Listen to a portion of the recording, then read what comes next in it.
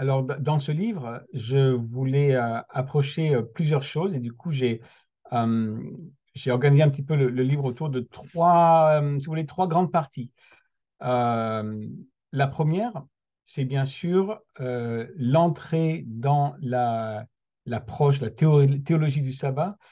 dans l'Écriture par Genèse. Et donc, il y a toute une première partie sur la place du sabbat dans l'Ancien Testament,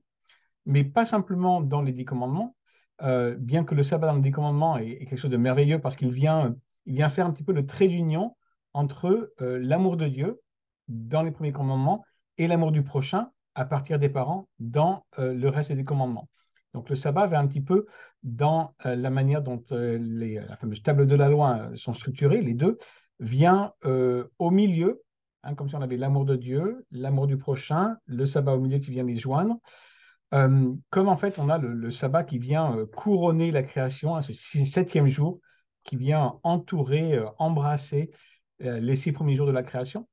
Et donc j'ai organisé le livre autour de trois grandes parties, hein, l'Ancien Testament, puis après l'accomplissement du sabbat en Christ, et une troisième partie sur la manière dont le sabbat continue d'être une manière peut-être qui interpelle notre manière de vivre. Donc, on pourrait parler en langage théologique de paradigme. Est-ce que le sabbat est encore nous indique encore une sorte de marche en avant, de marche à suivre pour, par exemple, vivre dans l'environnement que Dieu nous a confié, hein, en Genèse 1,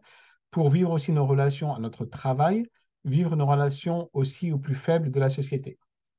Donc, c'est ce que je propose dans la dernière partie. Donc, trois parties dans ce livre-là, que j'ai aussi organisé en 30 chapitres, alors que j'imaginais court. Bon, c'est 10-12 pages, donc ce n'est pas forcément très court non plus, mais j'ai voulu l'organiser en 30 chapitres qui permettent peut-être, hein, pour ceux qui sont bien accrochés, de lire un chapitre par jour pendant un mois